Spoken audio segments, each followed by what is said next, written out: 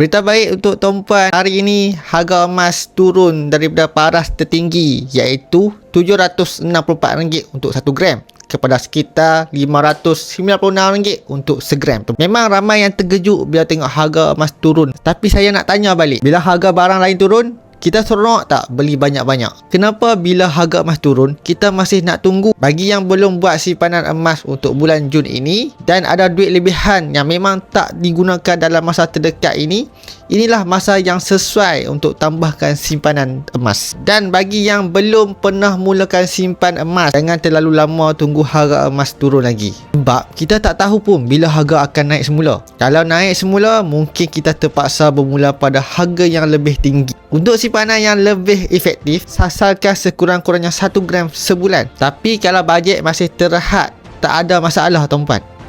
Mulakan saja dengan RM100 melalui akaun emas GAP Public Gold.